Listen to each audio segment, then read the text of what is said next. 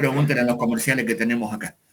Pero no, o sea, les doy duro, pero que ustedes tienen que saber, nada más. O sea, Claro. soy La malo hasta por ahí nomás. Ahí todo lo que es instrumental, todo. Yo antes de meterme en esto, obviamente, ves videos, te metes y ves.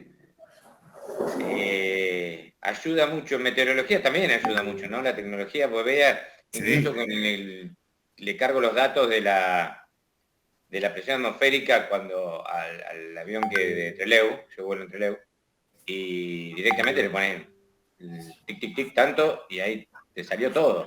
sale todo. Porque tiene pocos relojitos, tiene altímetro Sí, y sí, sí. velocímetro. Lo que pasa es que ahora la tecnología te ayuda mucho, ¿viste? O sea, es muy buena, pero vos tenés que saber si no tenés la tecnología. Claro, Ese es el tema. Por ejemplo, te doy un ejemplo.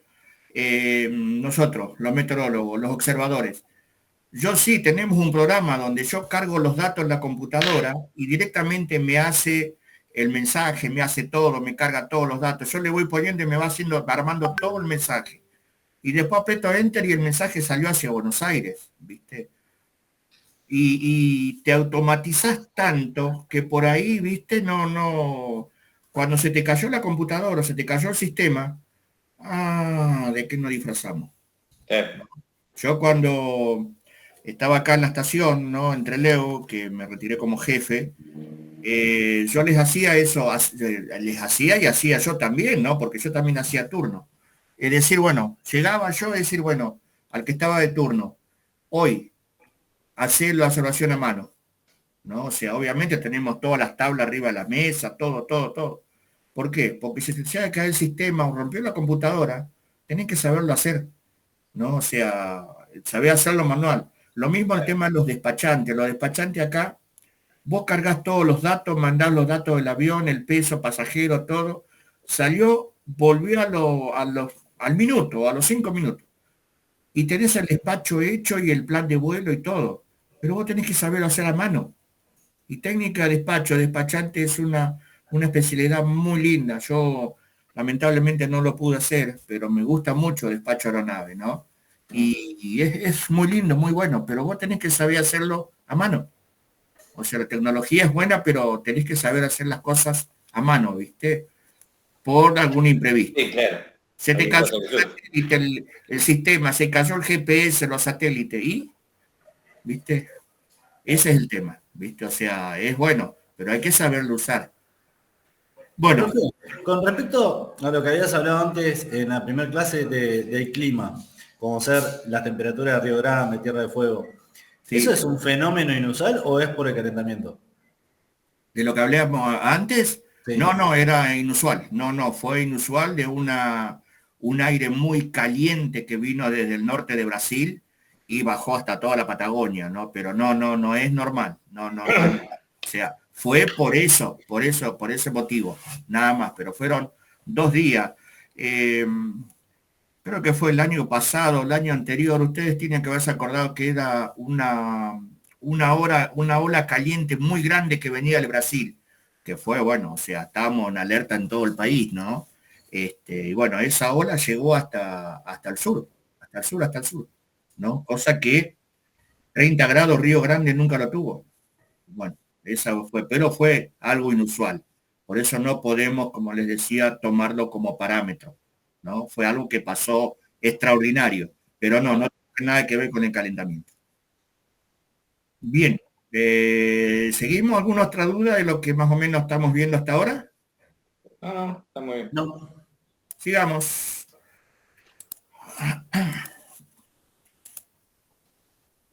Bien, habíamos hablado estábamos hablando de lo que era el frente frío. Esto es la superficie frontal, esta es la pendiente, ¿no? La separación entre las dos masas de aire. Y habíamos dicho que tenemos una característica que el aire caliente cuando ingresa un frente frío ingresa como cuña y obliga al aire caliente a subir. Nosotros por ahí, esta pendiente es muy corta, ¿no? O sea, muy chica. Puede llegar a tener 100 kilómetros más o menos en distancia, ¿no? y el tipo de nubosidad que se va formando, muy característicos, o sea, por eso los meteorólogos cuando van mirando, yo tenía un profesor, a nosotros siempre desde chico nos decían, desde chico en el sentido de la carrera, ¿no? Nos decían, ustedes siempre vayan mirando el cielo y siempre vayan identificando el tipo de nubosidad. Y van a ver que con el tiempo ustedes van a ver el tipo de nubosidad y los fenómenos que podemos llegar a tener o el frente que podemos llegar a tener. El otro frente es el cálido, ¿no? Un frente cálido se genera cuando una masa de aire cálido empuja en su movimiento hacia una masa de aire fría que tiende a retirarse. Como el aire frío tiene una densidad mayor, el efecto que produce el choque entre ambas masas de aire es la cuña de aire frío por cuyo plano inclinado asciende el aire caliente, que suele ser mucho más húmedo y se enfría rápidamente. Habíamos dicho que el aire caliente por lo general desciende y el aire frío al ser mucho más denso está abajo. Ahora bien, ¿cómo ingresa un aire caliente y cómo desplaza el aire frío? Por aplastamiento, ¿no? Por eso la superficie frontal es la pendiente, es mucho más larga y la superficie frontal acá la tenemos, ¿no? El aire frío y el aire caliente, y esta sería la pendiente. Es mucho más larga, ¿no? O sea, la pendiente sería mucho más largo. ¿Por qué? Porque el aire caliente va desplazando al aire frío por aplastamiento y al ingresar muy lentamente va desplazando lo va desplazando y va ingresando el aire caliente. Esta pendiente frontal por lo general puede llegar a tener entre 200 y 400 kilómetros, ¿no? O sea, por delante del ingreso de un frente cálido, entre 200 y 400 kilómetros, según sea la característica del frente cálido, va a tener esa distancia. ¿Qué es lo que va diciendo esta superficie frontal y qué es lo que nos va diciendo a nosotros los meteorólogos y por ahí a gente que mira constantemente el cielo y va viendo? El tipo de nubosidad.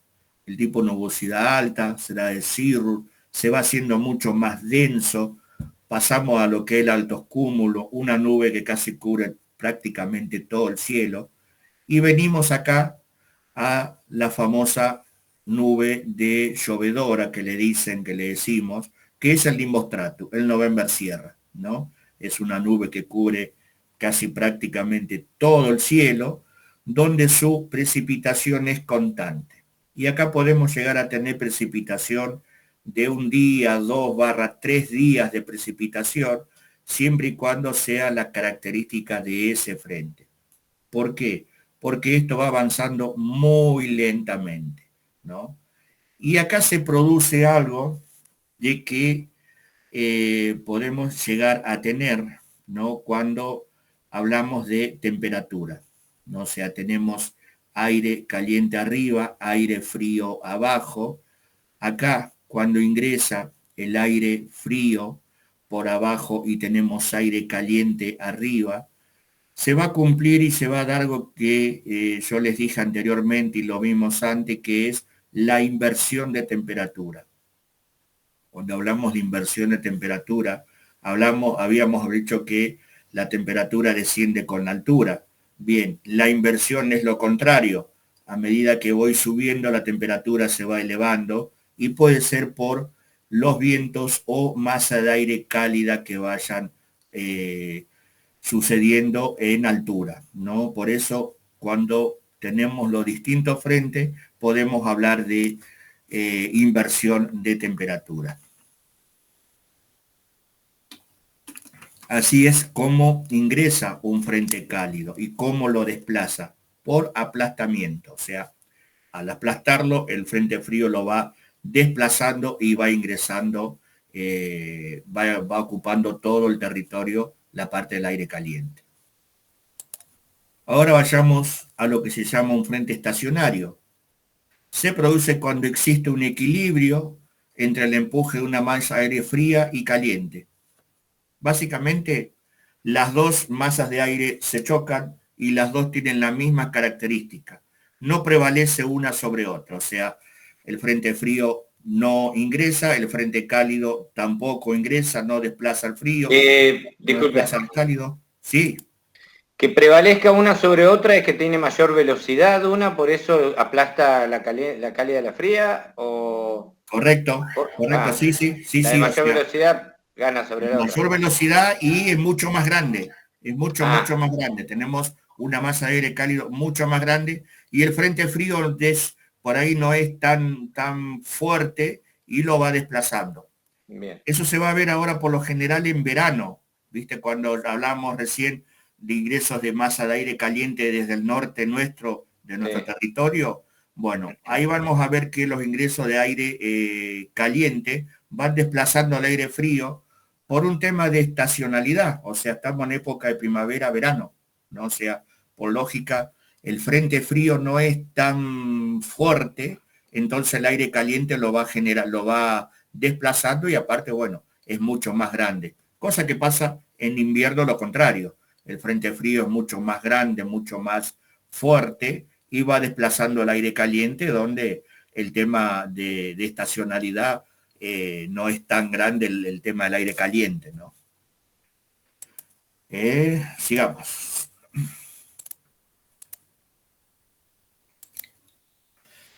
Bien, habíamos dicho que prevalece, ¿no? Y ninguno prevalece sobre otro. Tenemos un tipo de nube característico, ¿no? Que es el altos cúmulos. Tenemos por ahí nublado, aire frío, aire cálido, y las características más o menos son parecidas, ¿no? O sea, ninguno desplaza a otro. Acá tenemos la superficie frontal del cálido, la superficie frontal del frío, tenemos la pendiente de uno y la pendiente de otro, ¿no? Este, así que eso sería básicamente el estacionario. Ninguno prevalece sobre otro, ¿no? Ahora vayamos a lo que yo les decía que es un frente ocluido, que por ahí para muchos, yo un profesor mío decía que para él consideraba que era lo mismo, ¿no? Pero después se empezaron a debatir en la OMM distintas características. Y un frente ocluido se origina cuando el frente frío alcanza al frente cálido. Por eso tenemos, cuando hablábamos recién de estacionario, por ahí tenemos alguno que se va debilitando y por ahí atrás tenemos que va ingresando otro frente frío y acá tenemos dos fríos y un cálido que se va haciendo arriba, ¿no? También acá hablamos de inversión de temperatura y va desplazando muy lentamente y se va produciendo lo que se llama una oclusión. Una oclusión nosotros lo vamos a ver en los mapas meteorológicos mucho más adelante, donde da el frente frío y el frente cálido y esto se le llamaría oclusión. Obviamente, al tener los dos tipos de frente, tenemos la nubosidad estratiforme sobre un lado y la nubosidad cumuliforme del otro lado del frente. Y acá tenemos los dos tipos de lluvia, tanto precipitación continua como la que produce el tema del cumulonimbus del Charlie Bravo en forma de chaparrón, ¿no? Chaparrón, un chaparrón es una caída brusca de agua en tan poco tiempo. Eh, y podemos tener los dos tipos de nubosidad. Vamos a ver que cuando veamos nubosidad, vamos a ver que nosotros podemos llegar a estos dos tipos de nubes. Podemos llegar a tener nimbostrato y podemos llegar a tener Charlie Bravo a la misma altura, a la misma base de esta nube, ¿no? Pero vamos a ver, y yo le voy a mostrar después cuál es la diferencia entre uno y otro. Obviamente los meteorólogos van viendo el tema nubosidad, otra vez tenemos el cirrus, cirrostratus, el altos cúmulos, el Charlie Bravo si lo vemos, el nimbostratus, ¿no? O sea, el alto stratus va bajando y se va formando lo que se llama un November Sierra, pero eso lo vamos a ver cuando veamos nubosidad. Y se dice que tenemos dos tipos de frente ocluido. Uno es el cálido y el otro es el frío, ¿no? O sea, una oclusión cálida, tenemos una masa de aire muy fría y otra mucho menos fría. Entonces la masa de aire muy fría asciende sobre la otra fría y es similar al frente cálido. O sea, tenemos aire frío y la otra viene el frente frío atrás y lo va desplazando, se le monta sobre ese aire frío y van desplazando y arriba tenemos aire caliente. Volvemos también de vuelta a la misma característica de nubosidad distinta. Eso yo se los doy para ustedes para información, pero eso por ahí los meteorólogos lo tenemos bien en claro por el tipo de nubosidad. Y después tenemos la otra, la oclusión fría. Tenemos una masa de aire más fría que empuja a la masa de aire menos fría, entonces la masa de aire más fría se introduce por debajo de la menos fría, similar a un frente frío. O sea, esta es similar a un frente frío, esta es similar a un frente cálido. Fíjense que las pendientes son distintas, ¿no? O sea, acá son características casi prácticamente a un frente frío, a un frente cálido. Pero la oclusión en los mapas se van a ver y se van a ver así. Incluso el aire caliente arriba se sigue manteniendo hasta que prevalece una sobre otra. O sea, dos frentes que se encontraron, ninguno prevalece sobre otro, pero después tenemos una que va siendo mucho más débil y la otra que viene atrás mucha más fuerte y entonces lo va desplazando, tanto por abajo o como por arriba. Eso es lo que se llama oclusión, ¿no? O sea, tenemos oclusión cálida u oclusión fría. Y acá tenemos en estos cuadros básicamente lo que yo les hablaba recién. Y ustedes tienen que tener en cuenta y mirar bien estos cuadros y memorizarlo o saber más o menos cuando pasa un frente frío antes, durante y después del paso de un frente frío. Y yo les voy a pedir que tengan especial hincapié en la temperatura, la presión y el viento. Antes del frente frío, la temperatura desciende gradualmente. Durante el paso tenemos un brusco descenso y después se mantiene estable, o sea, se mantiene a la temperatura que descendió. La presión baja, tenemos una subida brusca y después tenemos una elevación un poquito mucho más lenta. Nosotros vemos acá, cuando nosotros estamos en una estación, cuando estamos haciendo la información y vemos que está llegando esa subida brusca, se traduce en 1/2 milibares por hora. Y después que pasó el frente, sigue la elevación de presión, pero mucho más lenta. El viento aumenta en intensidad, cambio brusco de dirección, ¿no? O sea, lo que yo le decía, entre 40 y 60 grados rota el viento hacia la derecha. Y después tenemos cambio lento de dirección, o sea, cuando ya pasó el frente, el viento va buscando su dirección y vuelve de vuelta a su lugar cuando pasó el frente. Durante el frente cálido, también la temperatura es constante o ligera, sube durante el paso y después tiene poco cambio también como el frente frío se mantiene. La presión desciende, se estabiliza y poco cambio o descenso, pero muy levemente. El viento aumenta en intensidad, también cambio brusco de dirección y después dirección entablada, o sea, va buscando también como el anterior, buscando su dirección hasta que ya queda estabilizada. Y en los frentes ocluidos, bueno, tanto sea frío como cálido, en el frío fría, mucho más fría, la temperatura disminuye y aumenta y después de el paso más fría y mucho más fría la temperatura, la presión desciende, alcanza el valor más bajo y después vuelve a aumentar. La presión desciende, alcanza el valor más bajo y después aumenta.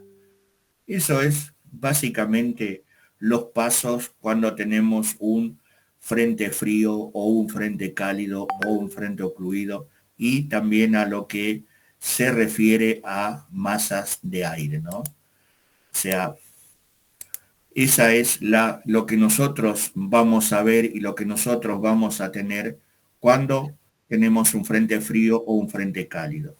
Obviamente esto viene de la mano con qué, con las masas de aire, lo que vimos anteriormente. ¿Alguna duda? ¿Alguna pregunta? ¿Algo que quieran saber, que quieran ver, que lo charlemos? Si les ha quedado alguna duda.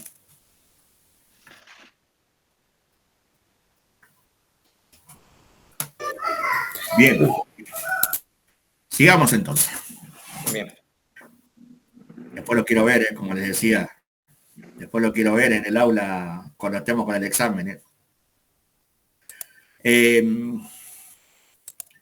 Les pregunto esto porque por ahí yo voy, si bien yo les pedí que vayan leyendo el archivo, ¿no? Como estamos online y por ahí el tiempo nos va apresurando. Pero si ustedes tienen alguna duda o algo, no duden en preguntar o digan, bueno, miren, esto no lo entendí o no lo agarré. Yo no tengo ningún problema en agarrar y explicarlo de vuelta. O sea, el tema es que ustedes no se queden con las dudas, ¿no? O sea, duda que tengan o que no entendieron, no hay ningún problema. Yo lo vuelvo a explicar, ¿eh? Eso no tengan ningún problema en decirme esto no lo entendí, no hay problema, ¿eh? Así que bueno, Bien, sigamos.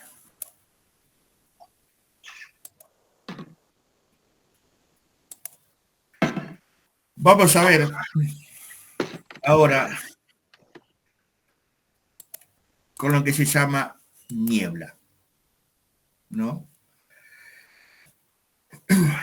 Básicamente, la niebla es una nube estratiforme a ras y en contacto con el suelo, o a poca altura, resultado de la condensación del vapor de agua en pequeñas gotas en sustentación, en la proximidad de la superficie terrestre y en concentración tal que envuelve al observador y reduce la visibilidad a menos de 1 kilómetro. O sea, ya acá estamos hablando de condensación, que era más o menos lo que tuvimos hablando en la primera clase recién, ¿no? De el tema de saturación, de vapor de agua, de punto de rocío. Acá ya estamos hablando directamente de la niebla, o sea, ya tenemos condensación y tenemos vapor de agua.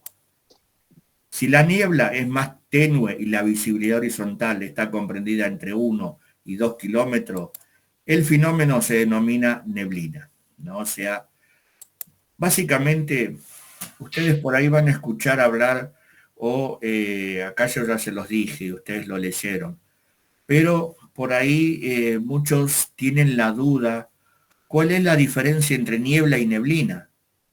La diferencia entre niebla y neblina es la visibilidad, ¿no? O sea, niebla es de 1 kilómetro para abajo.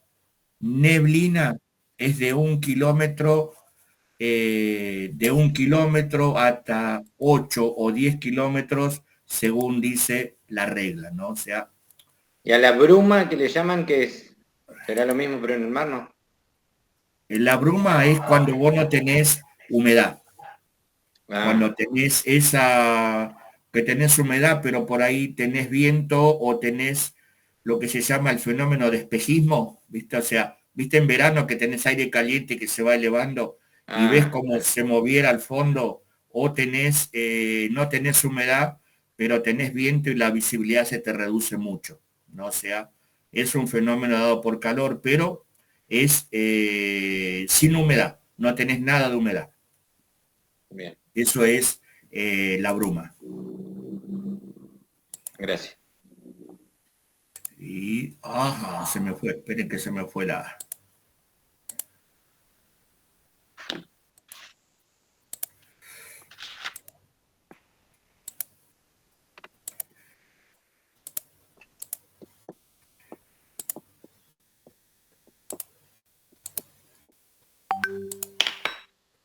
Bien. Por ahí esto de la neblina, les decía que ustedes van a escuchar de hablar de, qué nieblo, qué neblina, y por ahí ustedes van y salen o miran, ¿no? Ya ustedes como piloto ya tienen que saber identificar o a partir de ahora ya van a identificar lo que es una niebla y una neblina. básicamente, ¿cuál es la diferencia? Como les decía, la visibilidad. Cuando yo ¿Y la niebla y la neblina se hace bien a nivel del suelo o arriba también podemos, hasta qué altura? Correcto, ahora vamos a ir viéndolo. O sea, la niebla básicamente es una nube a ras del suelo, como Ah, dijimos acá al principio. O sea, es claro. una nube que está posada sobre la superficie, ¿no? O sea, vos cuando caminás adentro de la niebla, cuando andamos dentro de la niebla, es como que si estuvieras andando dentro de una nube. O sea, Pero nada sentís me la... asegura que si vuelo a aquello, 1 milla no tenga la niebla. Puede tener Podés varios tener, metros. sí, Ah, no, una niebla vos la podés tener, si vos la tenés a ras del piso, hay distintos tipos de niebla que por ahí son muy bajas, o sea, no tienen un espesor bastante, muy poco espesor, no pueden tener 50 metros o 100 metros, y ah, después tenés niebla que son muy espesas, ahora más abajo la va a ver, que tiene eh, un espesor bastante considerable que puede llegar hasta los 500 metros. Pero ¿cuál es la diferencia?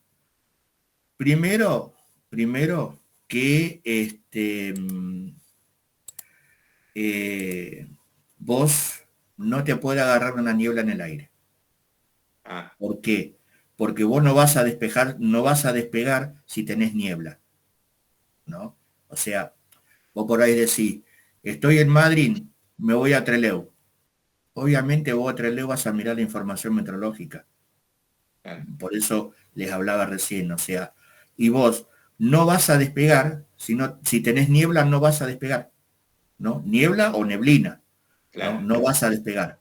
Por eso, después tenemos lo que se llama, yo les decía, la nubosidad tipo stratus, que es como si fuera una nube muy baja también, que es como si fuera la niebla, pero está en altura, ¿no? O Escondida. sea, Mm, hasta los 500, 800 metros, y eso penaliza mucho un piloto. O sea, ¿por qué? Porque vos por ahí entrás en esa nube y por ahí tenés claro y por ahí se te pone muy denso, o sea, estás volando dentro de una nube, ¿no? O sea, ¿vieron cuando por ahí vamos en aviones comerciales y se meten adentro de una nube? Por ahí vemos que se forman claros muy grandes, por ahí se cierra cero. Bueno, así es exactamente el estrato. Pero lo vamos a ver cuando veamos nubosidad. Por eso te decía, no te puede agarrar en el aire, ¿viste? No debe agarrarte en el aire, ¿viste? claro. Y vos cuando vas a un lugar sacás la información meteorológica. Bien. Sigamos. Eh, bueno, la única diferencia entre la niebla y una nube es que la base de la nube se sitúa alejada del suelo, ¿no? O sea, básicamente lo mismo. Para la formación de la niebla, al igual que las nubes, es necesario un elevado grado de humedad relativa, un descenso de la temperatura hasta alcanzar el punto rocío y como las nubes hayan suficiente núcleo de condensación. Cosa que venimos hablando, ¿no? O sea, grado de humedad relativa, mucha humedad en el aire, el descenso de la temperatura al nivel del punto de rocío, otra vez de vuelta le vuelvo a reiterar, la diferencia entre el termómetro, entre la temperatura normal, ¿no? Y el termómetro húmedo, o sea, el punto de rocío, y los núcleos de condensación. Cuando tenemos mucha humedad, esos núcleos de condensación, la gotita de agua se va adhiriendo a esos núcleos de condensación. Para alcanzar ese grado elevado de humedad relativa existen dos formas, añadiendo vapor de agua al aire hasta llegar a la saturación o enfriando el aire o ambas a la vez, ¿no? O sea, yo para formar humedad, dos formas, inyecto vapor de agua al aire hasta saturarlo o enfriar la masa de aire. ¿Qué es lo que podemos hacer? Estamos en el aula, estamos yo acá en la habitación, cierro todo, le inyecto vapor de agua hasta que llego al punto de saturación, como les decía el otro día, ¿no? O sea, cierro todo, tengo algo que produce vapor de agua, un fuego voy calentando una olla con agua, un recipiente con agua, va formando vapor y va a llegar un momento que lo voy a saturar. las paredes van a estar mojadas, empieza a condensarse el aire, ¿no? Y va a llegar un momento que no se va a ver nada. O enfriando el aire, bajando la temperatura al nivel de punto rocío. Ese es básicamente el entendimiento de cómo es la humedad y el vapor de agua. Los núcleos de condensación hidroscópico pueden ser polvo, anhidro sulfúrico, sulfuro, fosfórico, sales marinas, ¿no? Tierra, desecho de las fábricas, todo lo que sea son muy chiquitos, muy higroscópicos, que no lo vemos en el aire, pero están. Estos meteoros provoca sensación de frío y humedad, llegando a mojar de color blanquecino o gris, y cuando tiene poco espesor vertical será más o menos visible el cielo sobre el observador, ¿no? O sea, habíamos dicho que tenemos niebla de mucho menos espesor o menos densa, y después tenemos la niebla que es de gran espesor considerable, que puede llegar hasta los 500 metros. Habíamos dicho que la visibilidad queda reducida a menos de 1 kilómetro o menos, 0.5 millas. Con esto hay algo que me olvidé de comentarle. Nosotros, por regla, ¿no?, de metrología, se dice que la niebla es de 1 kilómetro hasta los 8 o 10 kilómetros. Nosotros en la Patagonia, la máxima visibilidad que nosotros vemos, que nosotros tenemos en los mensajes meteorológicos, son de 30 kilómetros. Obviamente, el ojo humano a 30 kilómetros no ve, salvo que tengas algo muy elevado, algo muy grande que lo puedas ver, como tuvimos nosotros en una época la Torre Omega. La Torre Omega estaba a la mitad entre Trelew y Madryn, y nosotros de la estación la veíamos y estaba a 30 kilómetros, pero tenía 386 metros de altura y de noche estaba iluminada. Bien, yo puedo tener humedad, puedo estar informando neblina en este caso, o bruma, pero puedo tener 10 kilómetros, 12 kilómetros, 15 kilómetros de visibilidad. En ese caso yo lo voy a informar en el mensaje meteorológico, ¿no? La regla de este caso me permite a mí decir, bueno, yo tengo 30 kilómetros como máximo de visibilidad para pasar, pero tengo 20 kilómetros, 15 kilómetros, 12 kilómetros de visibilidad, ¿qué es lo que me está reduciendo? Y ahí yo informo, o niebla, o bruma, o lo que sea. Me faculta la regla para yo informar. En las estaciones del norte, ¿no? Muchas estaciones del norte tienen como máximo de visibilidad 10 kilómetros. Por eso 8 o 10 kilómetros reducen la visibilidad. Pero ¿qué pasa? Tienen situaciones, hay estaciones meteorológicas muy cerca. Acá nosotros, como cerca, estamos a 60 kilómetros. Pero fíjense que yo tengo 300 kilómetros hasta San Martín, tengo 380 kilómetros hasta Comodoro, 60 a Madryn, o sea, las distancias son muy largas, ¿no? Y ni hablar de toda la Patagonia. Por eso en los mensajes da como 30 kilómetros de visibilidad. Pero yo puedo, si tengo algún fenómeno, puedo informarlo, ¿no? De hecho, se informa. Eso es más que nada para ayuda de lo que es aviación. Existen 3 tipos de nieblas principales: de radiación, advección, orográfica o por ascenso de laderas, ¿no? Vamos a ver la primera. ¿Cuál es la niebla de radiación? Se produce cuando hay una inversión térmica basada en la superficie. En una noche clara, relativamente tranquila, la superficie se enfría muy rápidamente mediante la radiación de calor hacia el cielo. Esto a su vez enfría el aire dentro de unos pocos cientos de metros de la superficie y eleva el aire caliente, y si la temperatura desciende a la del punto rocío, se formará la niebla. Puesto que la temperatura mínima durante el día se produce justo después de la salida del sol, Este tipo de niebla a menudo se forma a continuación. Acá se hablaba por lo general, ¿no? O sea, y esto también va cuando vimos temperaturas, ¿no? Y cuando vimos tipos de temperatura. Acá hablamos de que en noches claras, noches claras, donde no hay viento, donde está el cielo despejado, la Tierra pierde calor muy rápidamente, eso se llama radiación. Al perder calor muy rápidamente se va enfriando, ¿no?, a la superficie, y se dice que las temperaturas mínimas, por lo general, no siempre, por lo general, se produce entre 30 y 40 minutos después de la salida del sol. Por lo general, a veces sí, pero tenemos una excepción a la regla. Yo he tenido temperatura mínima 2 a la mañana, 3 de la mañana, he tenido temperatura mínima a las 12 de la noche. Eso depende de los frentes que yo tenga o la masa de aire que yo tenga en ese momento.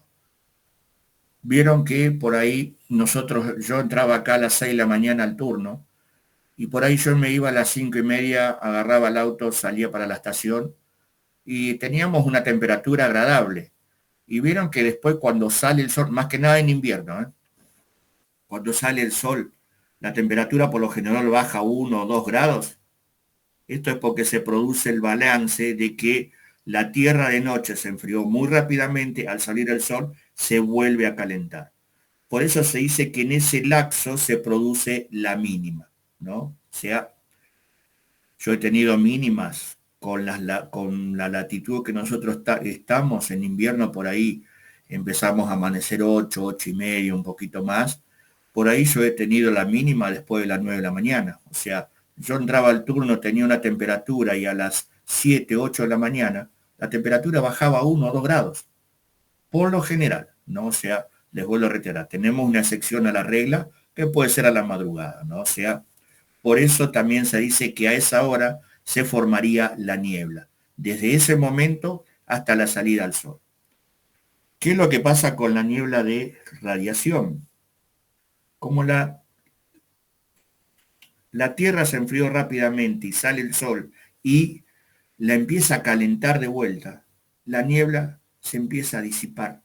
O sea, al calentarse esa masa de aire, se empieza a disipar, ¿no? O sea, se va disipando. Eso es la famosa niebla de radiación, ¿no? O sea, en invierno nosotros por ahí tenemos un vuelo, todavía ahora volvió, tenemos un vuelo que venía a las 7 de la mañana, entre 7 y 8 de la mañana, el vuelo de aerolíneas, el famoso vuelo local que hacía Trelew, Aeroparque Trelew. Y por ahí teníamos esa niebla, y por ahí venían o informábamos y venía el despachante y nos preguntaba, bueno, ¿cómo está? ¿Cómo lo ves? ¿Cómo ves la situación? Porque tengo el avión que está por embarcar o está por salir. Y bueno, veíamos o sacábamos nosotros, el observador está capacitado para eso, ¿no? O sea, y decirle, bueno, mira, esto es una niebla de radiación. Cuando salga el sol, entre 1 hora, hora y media, esa niebla se va a disipar. Por ahí va a encontrar, cuando venga, va a encontrar neblina, pero no vamos a tener 3, 4, 5 kilómetros, que no va a haber ningún problema. El tema es cuando tengamos niebla. Acuérdense que tenemos menos de 1000 metros. Entonces, bueno, siempre se charlaba así. El avión por ahí a veces demoraba o esperaba 1 hora o 2 horas, esperaba, y por ahí el vuelo se hacía después demorado, pero se hacía. Porque teníamos ese tipo de niebla, ese tipo de fenómeno, ¿no? O sea que cuando sale el sol, esa niebla sí, sí. Y es una niebla muy suave, muy tenue, ¿no? Que por ahí hablamos y decía, se ve a través del observador, por ahí vemos el halo del sol o todo lo demás, y sabemos, lo que estamos de turno, sabemos que esa niebla se disipa a la salida del sol. Bueno, sin embargo, se mantiene la inversión de temperatura. La visibilidad puede seguir siendo limitada debido a la persistencia de la niebla o neblina, que es lo que le estaba diciendo recién. El viento o cualquier movimiento significativo del aire contribuye a su dispersión. Este también es otro fenómeno, o sea, la niebla de radiación casi prácticamente no necesita nada de viento para formarse, ¿no? O sea, y mientras no haya viento y tengamos humedad, se va a seguir manteniendo. Ahora por ahí tenemos un abrizo, tenemos un vientito y va a contribuir a que esa niebla se disperse, ¿no? O sea, y así es como se va formando, ¿no? Tenemos la niebla, la radiación en noches casi prácticamente despejada.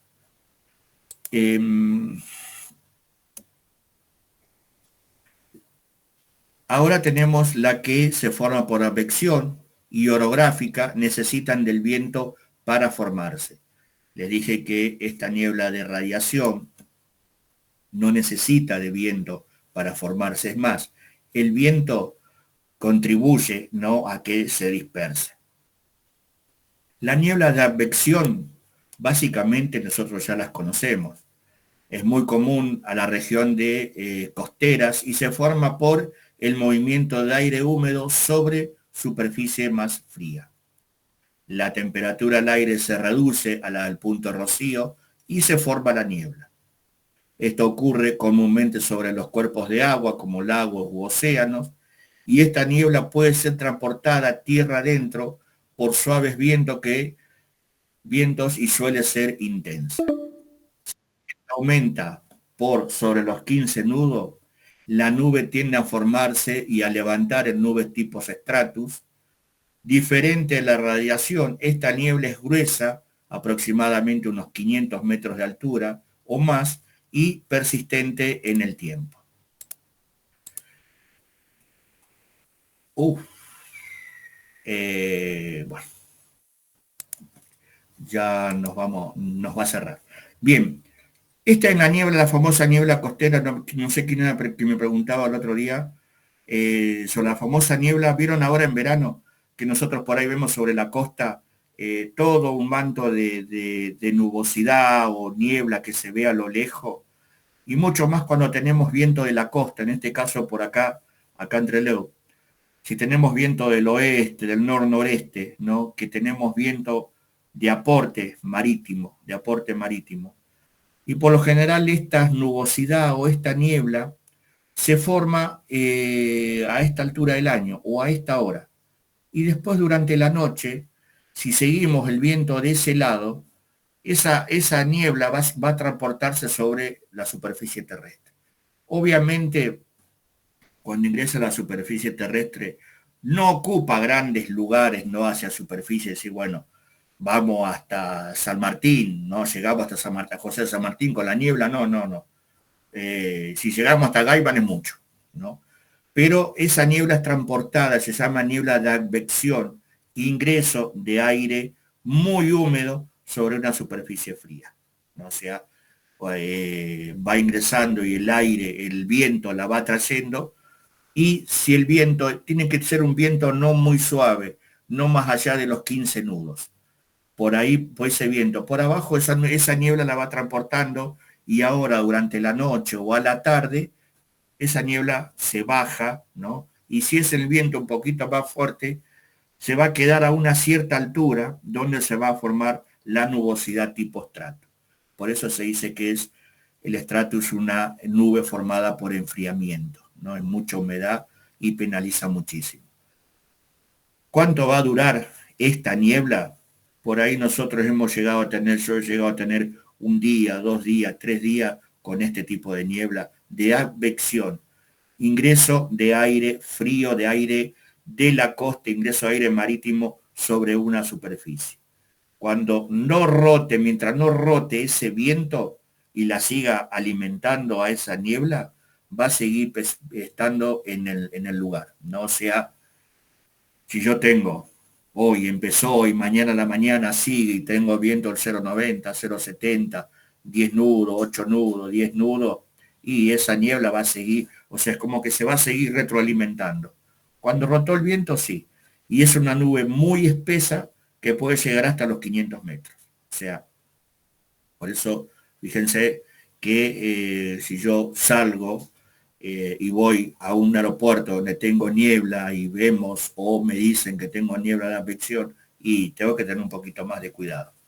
Obviamente aviones comerciales, no por, según los parámetros o los mínimos meteorológicos que tenga cada aeropuerto, puede llegar a aterrizar o no, pero depende de cada aeronave y cada aeropuerto. Esto básicamente es lo que es la niebla de advección. Y bueno, hasta acá. ¿Tienen una duda, alguna pregunta? Sí, profe. Sí, No entendí la parte del punto, por ahí lo estoy volviendo a leer. La temperatura del aire se reduce a la del punto de rocío y se forma la niebla. correcto. Bajás la temperatura. Bajás la temperatura a la del punto rocío. Viste que cuando vimos los termómetros, tenemos el termómetro seco y el termómetro húmedo. Sí, El húmedo está a una temperatura y obviamente el seco está a otra temperatura. Esa diferencia que hay entre una y otra es lo que se llama la tensión del vapor y es lo que se llama la humedad que yo tengo en el aire. O sea, obviamente esos cálculos lo hacemos nosotros. Vos ya lo tenés. Por eso yo le decía que la diferencia que hay entre uno y otro es cuando más humedad hay. Si yo ok. tengo un termómetro húmedo, vamos a poner a 10 grados, y tengo el termómetro seco a 20, yo voy bajando sin bajar del termómetro húmedo y voy teniendo más humedad en el aire. Eso pasa con el gráfico que vimos cuando yo te puse, ¿te acordás? Que tenemos tres, como si fueran tres globos, que tenemos uno a Sí, 30 grados, de 20 grados y de 10 grados. Bueno, ahí sí, yo bajé la temperatura sin bajarla del termómetro húmedo, ¿no? O sea, por eso se va formando y por eso tenés tensión del vapor, vapor de agua en el aire, y por lógica, si tenés mucho vapor de agua, podés tener o tenés niebla, ¿no? O sea, no en todos los casos que vos tengas mucha humedad, mucho vapor de agua, vas a tener niebla, ¿eh? O sea, pero en la ok. mayoría de los casos hay que parar las antenitas. No sé si Gracias. por ahí contestó tu pregunta. Sí, sí, justamente, sí, gracias. Bueno, ¿a alguien más? ¿Alguna otra duda? Bueno, No, nos bueno, vemos el viernes a las 6, gente. listo. Y estamos en No, contacto. Bueno, Hasta gracias, luego. profe. Buenas listo. noches. Nos